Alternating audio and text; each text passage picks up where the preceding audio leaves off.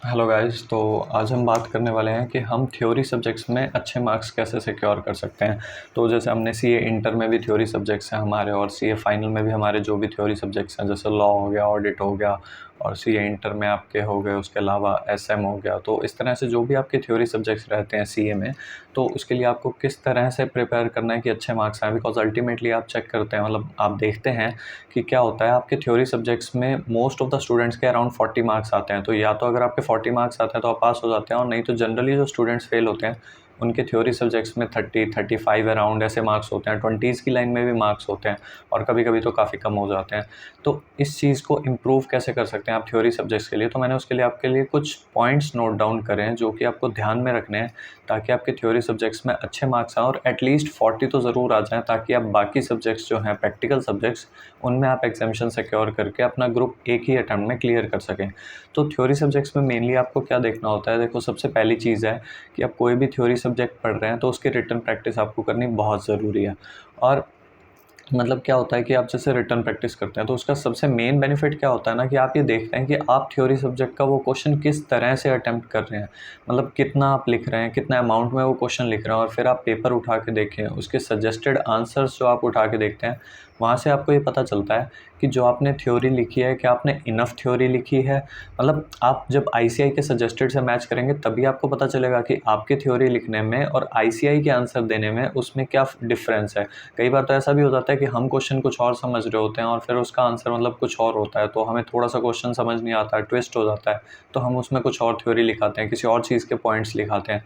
तो ये सब चीज़ें ध्यान में रखनी होती हैं। तो आईसीआई के सजेस्टेड आंसर्स को तो आपको ज़रूर देखना होता है, और उससे ये भी पता चलता है कि आप कितनी लेंथ की थ्योरी लिख पा रहे हैं। मतलब अगर वो उस आंसर को 10 लाइन में लिख रहे हैं और आप या तो बहुत ज़्यादा ही उस आंसर को लिख के आ रहे हैं 20-25 लाइन में, तो वो भी आपको चेक करना। और कई बार ऐसा भी हो जाता है कि आईसीआई ने अगर एक लिमिटेड अमाउंट, मतलब फॉर एग्जांपल 10 ही लाइन का आंसर लिखा और आप उसे 4 लाइन 5 लाइन में ख़त्म करके आ रहे हैं, तो ऑब्वियसली अगर आपकी क्वांटिटी भी लेस होगी तो आपकी थ्योरी में मार्क्स डिडक्ट होंगे, चाहे आपने कितना भी अच्छा लिख रखा हो। तो ये चीज़ आपको सजेस्टेड आंसर से पता चलती है। और दूसरी एक बहुत इंपॉर्टेंट चीज़ जो आपको सजेस्टेड आंसर से पता चलती है वो ये है कि जब आप सजेस्टेड आंसर्स देखते हैं थ्योरी सब्जेक्ट्स के, तो आपको ये पता चलता है कि कुछ की पॉइंट्स उन्होंने लिखे हुए हैं। तो वो की पॉइंट्स कौन कौन से हैं वो आपको वहीं से पता चलेंगे जब आप सजेस्टेड आंसर्स आईसीआई के देखेंगे। मैं इस पे बार बार इसलिए पुश कर रहा हूँ सजेस्टेड आंसर्स, बिकॉज ये बहुत इंपॉर्टेंट होते हैं। और थ्योरी सब्जेक्ट्स में आपको मेनली यही देखना होता है कि सजेस्टेड में प्रेजेंटेशन किस तरह से कर रखी है। और हाँ, थ्योरी सब्जेक्ट में जब भी आप पेपर लिख रहे हैं तो आपको प्रेजेंटेशन का बहुत ध्यान में रखना होता है, स्पेशली ऑडिट के एग्ज़ाम में। और लॉ का एग्ज़ाम है या मतलब कोई भी आपका एग्ज़ाम है, तो थ्योरी सब्जेक्ट में एक मेन चीज़ क्या होती है कि आपको चीज़ें ना पॉइंट्स में लिखनी होती हैं। पॉइंट्स में लिखना आपके लिए बहुत बेनिफिशियल रहता है, क्योंकि उससे क्या होता है कि आपको वहाँ पे मतलब जो एग्जामिनर है चेक करने वाला, वो अगर पैराग्राफ देखता है और उसे अगर एक दो लाइनें नहीं पसंद आती ना, वो शायद आपको उतने मार्क्स नहीं देगा। लेकिन अगर आप थ्योरी सब्जेक्ट्स को आप पॉइंट्स में लिखते हैं ना, तो एग्जामिनर को मेन मेन पॉइंट्स दिखाई देते हैं। और उससे भी बेटर होता है कि आप पॉइंट्स में तो लिखें थ्योरी सब्जेक्ट को, और उसके साथ साथ साथ आप उसे अंडरलाइन भी कर दें। बिकॉज जब आप थ्योरी सब्जेक्ट्स को अंडरलाइन करके लिखते हैं तो एग्जामिनर का मेन ध्यान उन्हीं की पॉइंट्स पे जाता है जो उसे चाहिए होते हैं। और जैसा कि आपने सीए फाइनल में देखा है, ऑडिट में देखा है, तो काफ़ी टीचर्स ने बताया भी हुआ है आपको ऑनलाइन यूट्यूब पे कि थ्योरी सब्जेक्ट्स में उन्होंने हर चैप्टर वाइज आपको मेन मेन पॉइंट्स बता रखे हैं कि इस क्वेश्चन में ये इंपॉर्टेंट पॉइंट है या इस टॉपिक में ये पॉइंट्स हैं। तो आपको वो सारी चीज़ें ध्यान में रखनी होती हैं, बिकॉज आईसीआई को अपने की पॉइंट्स चाहिए होते हैं। जैसे आपने थ्योरी सब्जेक्ट्स में देखा हो तो आईसीआई ने अपने स्टडी मैट में जो थ्योरी लिखी होती है उसमें कुछ चीज़ें बोल्ड में कर रखी होती हैं, तो वो आपको देखनी बहुत ही ज़्यादा ज़रूरी रहती है। बिकॉज अगर वो चीज़ें, मतलब आईसीआई ना अल्टीमेटली वही डिमांड करता है जो उसके स्टडी मैट में लिखा है। तो अगर आप वो मेन पॉइंट्स नहीं लिख के आएंगे तो आपके लिए बहुत ही प्रॉब्लम रहेगी। मतलब आप जहाँ पे किसी क्वेश्चन में 5 में से 5 या 4 सिक्योर कर सकते हैं, वहाँ आपको 1 या 2 ही नंबर मिलेंगे। और उसका रीज़न यही होता है कि हम सोचते तो हैं कि हमने सारा सही लिखा है, बट अल्टीमेटली आईसीआई को जो है उसको आईसीआई को अपने ही पॉइंट्स चाहिए होते हैं, जो उनके मेन की पॉइंट्स होते हैं, जो उन्होंने डार्क में लिख रखे होते हैं, मतलब बोल्ड कर रखे होते हैं। तो इसलिए थ्योरी सब्जेक्ट्स में आपको ये चीज़ ध्यान में रखनी है। और एक और चीज़ होती है, देखो थ्योरी सब्जेक्ट में आपको क्या करना है कि आपको मल्टीपल रिविजन्स करनी होती हैं। ऑब्वियसली थ्योरी है, आपको लिख के भी प्रैक्टिस करनी पड़ेगी, आपको थ्योरी सब्जेक्ट्स में निमोनिक्स भी बनाने पड़ेंगे। तो इस तरह से आपको अपने थ्योरी सब्जेक्ट्स प्रिपेयर करने होते हैं। बिकॉज होता क्या है कि आप जब थ्योरी सब्जेक्ट कोई भी कर रहे हैं तो वो रिटेन आपको 1 या 2 बार में नहीं रहने वाला। तो इसलिए अगर आप उसे पढ़ रहे हैं तो इतने अच्छे से पढ़ें या उसको पॉइंट्स को नोट डाउन कर लें, एटलीस्ट शॉर्ट में नोट डाउन कर लें, ताकि आपको लिखी हुई चीज़ वो कहते हैं ना थोड़ी आपको ज़्यादा याद रहती है। तो वही चीज़ है, जितना आप रिटन प्रैक्टिस करेंगे तो आपको बेनिफिशियल रहने वाला है। और मैं आपको एक चीज़ बताऊँ, तो सजेस्टेड आंसर्स मैंने आपको बता दिया। मैं आपको एक टेक्निक बताता हूँ कि थ्योरी सब्जेक्ट्स के लिए सबसे बेस्ट रहता है कि आप आईसीआई के एमसीक्यूज़ की भी प्रैक्टिस करें, वो बहुत इंपॉर्टेंट रहते हैं। क्योंकि जैसे लॉ ऑडिट है तो आप उसमें जब आईसीआई के एमसीक्यूज़ करते हैं, फॉर एग्जांपल कोई भी आपका थ्योरी सब्जेक्ट है, तो जब भी आप एमसीक्यूज़ की प्रैक्टिस करते हैं ना, तो आप देखेंगे एमसीक्यूज़ में काफ़ी मॉडिफाई करके चीज़ें पूछ रखी होती हैं और छोटी-छोटी चीज़ें पूछ रखी होती हैं।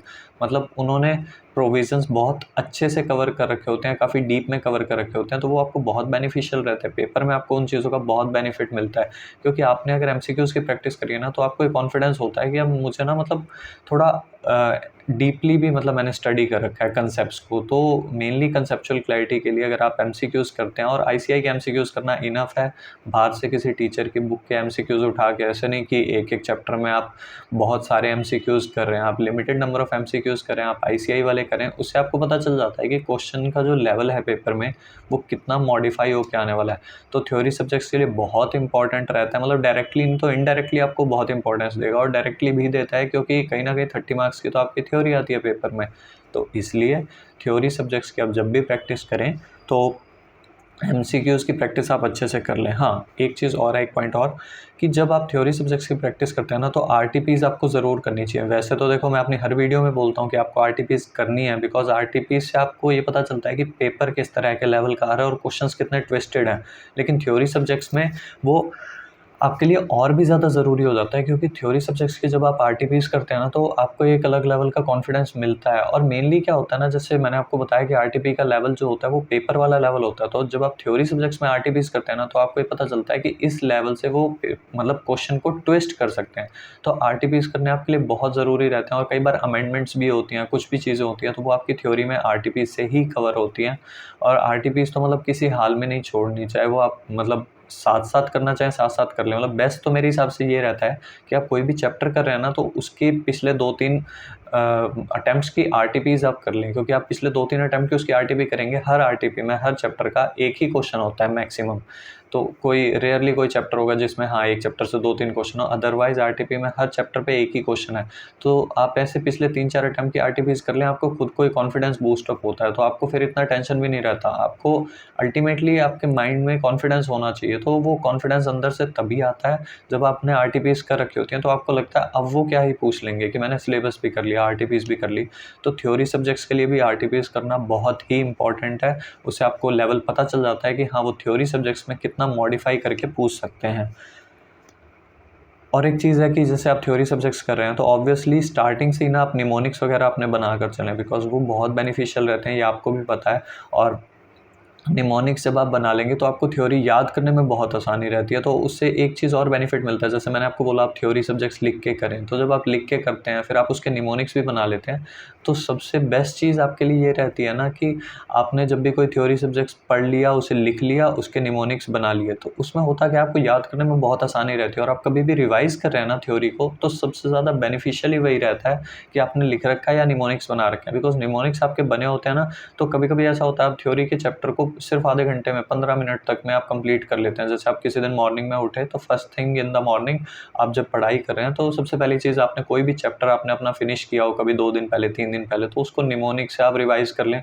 एटलीस्ट आपके की पॉइंट्स आपने लिखे हैं या अंडरलाइन कर रखे हैं, वो आप रिवाइज़ कर लें, तो आपके आधे 1 घंटे में एक-एक थ्योरी चैप्टर कवर हो जाता है। रिवीजन आपकी अच्छे से हो जाती है और थ्योरी पे आपको कॉन्फिडेंस भी आने लगता है। और आई थिंक बेस्ट टाइम भी यही होता है कि आप सुबह मॉर्निंग में फर्स्ट थिंग आप थ्योरी ही करें, जो आपको मुश्किल लग रही है, स्पेशली जो आपको सब्जेक्ट में या किसी चैप्टर में मुश्किल लगता है, तो आप वो थ्योरी सुबह-सुबह पढ़ें, तो आपका माइंड फ्रेश होता है, आप थ्योरी अच्छे से कर पाएँगे।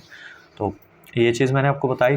उसके अलावा मैंने आपको बता ही दिया कि कीवर्ड्स जो हैं, इंपॉर्टेंट कीवर्ड्स, वो आपको ज़रूर करना है, बिकॉज़ आईसीएआई वो डिमांड करता है। एमसीक्यूज़ के बारे में मैंने आपको बता दिया, आरटीपीज़ के बारे में बता दिया। हाँ, थ्योरी सब्जेक्ट्स के लिए आपको क्या करना है, आप रिवीजन वीडियोस को बार-बार सुनें, मतलब टीचर के, जैसे आप किसी टीचर को फॉलो कर रहे हैं, और आप चाहो तो ना एक के बजाय 2 टीचर्स को भी फॉलो कर सकते हो। अब उसमें बेनिफिट ये मिलता है कि एटलीस्ट मतलब आप रेगुलर मत फॉलो करो। जैसे एक होता है कि हमें पेपर भी देना है, तो हम एक ही टीचर की वीडियो सुन के जाते हैं कि हाँ, हमने यहाँ से करा हुआ है। बट जब आप सब्जेक्ट की तैयारी कर रहे हैं, जब आप फर्स्ट टाइम कर रहे हैं या मतलब अभी पेपर को टाइम है, तो आप अगर थ्योरी सब्जेक्ट्स में एक और टीचर को रेफ़र कर लेते हैं या कभी मतलब किसी भी और टीचर को सुन लिया जिसको मतलब एक तो आपने मेन टीचर है जिसे आपको रेफ़र करना ही है वीडियोज़ के लिए, एक आधा और टीचर आपने ले लिया, उससे सबसे ज़्यादा बेनिफिट ये मिलता है कि जब आप एक दूसरा टीचर रेफ़र करते हैं ना, तो वो कोई ना कोई नई चीज़ बता देता है, या नई चीज़ इन द सेंस कोई थ्योरी को मतलब किसी भी पॉइंट में, किसी भी क्वेश्चन में आपको ऐसी चीज़ बता देगा कि आपको ना वो चीज़ क्लिक कर जाएगी, वो चीज़ याद रह जाएगी। या फिर कोई टीचर ऐसा होता है वो आपका निमोनिक बनवा देता है, तो आपको लगता है अरे ये निमोनिक ईज़ी है। या कभी-कभी ऐसा हो जाता है ना कि आपने कोई खुद का निमोनिक बनाया किसी क्वेश्चन में, वो आपको याद रह गया। कभी किसी टीचर ने कुछ इंटरेस्टिंग बता दिया, वो आपको याद रह गया। या किसी क्वेश्चन में कुछ टीचर इस तरह से एक्सप्लेन कर देता है कि कुछ स्टोरी सी बन जाती है, तो वो आपको बहुत ईज़िली याद रह जाती है। तो इसलिए आप एक से ज़्यादा टीचर्स को भी यूट्यूब पे फॉलो कर सकते हो थ्योरी सब्जेक्ट्स के लिए, वो आपके लिए बहुत बेनिफिशियल रहता है। और हाँ, एक चीज़ और थ्योरी के लिए एक इम्पॉर्टेंट अच्छा सा पॉइंट कि आप पास्ट पेपर्स को एनालाइज़ करो थ्योरी के लिए। मतलब एबीसी एनालिसिस जो होता है वो तो आप फॉलो करो ही, लेकिन पास्ट पेपर को ज़रूर एनालाइज़ करो, क्योंकि क्या होता है ना, कुछ सब्जेक्ट्स ऐसे होते हैं, मतलब कुछ पेपर्स कह लो आप, या कुछ क्वेश्चंस ऐसे होते हैं कि वो ना मॉडिफाई नहीं कर सकते। जैसे कुछ चैप्टर वो ऐसे देंगे कि उसमें ना आपको डायरेक्ट क्वेश्चंस देंगे, और कुछ चैप्टर्स ऐसे देंगे जिनकी वेटेज तो ज़्यादा होगी। जैसे for example CA final law की बात कर लें, तो उसमें क्या होता है कि डायरेक्टर्स का जो चैप्टर है उसमें इस तरह से रहता है कि हर टीचर ये कहता है एबीसी एनालिसिस में ये फर्स्ट नंबर पे है, सबसे पहले आपको डायरेक्टर करना ही करना है, क्योंकि वो 30 मार्क्स का आता है। तो मैं भी एग्री करता हूँ वो 30 मार्क्स का आता है, लेकिन सबसे ज़्यादा मतलब उसमें नुकसान ये होता है कि वो 30 मार्क्स का तो आता है, लेकिन पेपर में जब आपके मार्क्स आते हैं ना, तो आप 3 नंबर भी लेने में आपको मुश्किल हो जाती है। वो इसलिए होती है क्योंकि उसका लेवल बहुत हाई आता है, और जबकि आप फिर उसके चक्कर में अगर अदर चैप्टर छोड़ के जा रहे हो ना, तो आप उनको देखोगे कि अदर चैप्टर्स में से चाहे 4-4 नंबर का क्वेश्चन आ रहा है, लेकिन ऐसा आ रहा है कि आपके 4 में से 4 आ जाएँगे। मतलब वो मॉडिफाई नहीं करते उन चैप्टर्स को, वो किसी-किसी चैप्टर का लेवल बहुत हाई रखते हैं कि वो क्वेश्चंस अच्छे से मॉडिफाई करते हैं, लेकिन कुछ-कुछ चैप्टर्स आप नोटिस करोगे ना, तो 4-4 नंबर, 5-5 नंबर, 8-8 नंबर में ऐसे-ऐसे चैप्टर्स आ रहे हैं जिनका लेवल कुछ भी नहीं है, मतलब सेम क्वेश्चंस आ रहे हैं कि अगर आपने वो चैप्टर पेपर से पहले रिवाइज़ कर लिया ना, तो आपके मार्क्स बहुत ही अच्छे सिक्योर होने वाले हैं।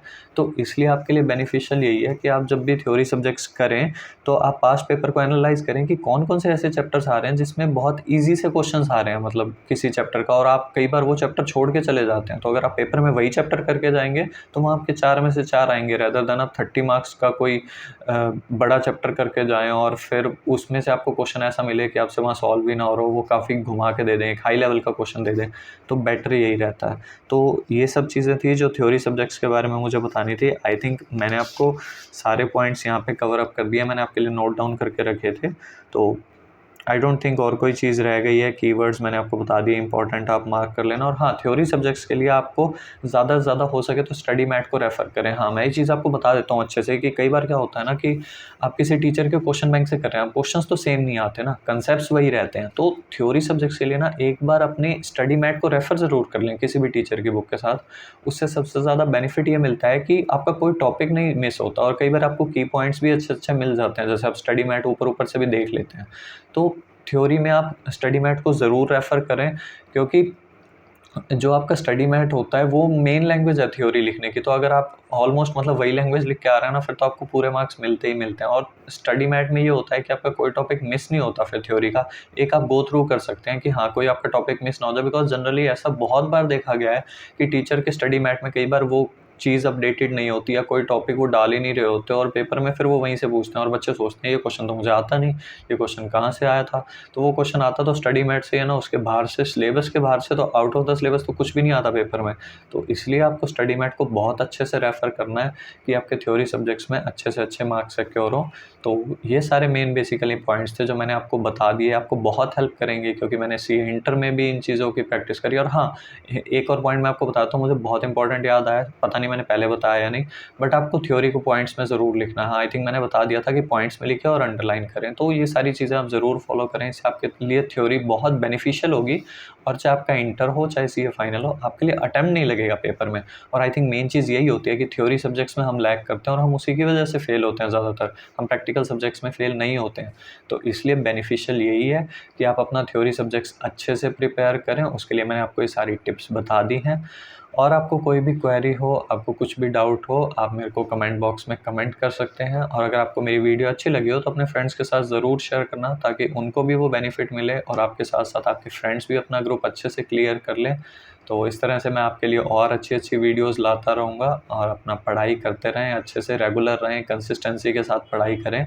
और अगर आपको मेरा चैनल पे अच्छा लग रहा हो तो आप इसे सब्सक्राइब ज़रूर कर लें और अपने फ्रेंड्स के साथ मेरी वीडियो शेयर करते रहिएगा। Thank you so much.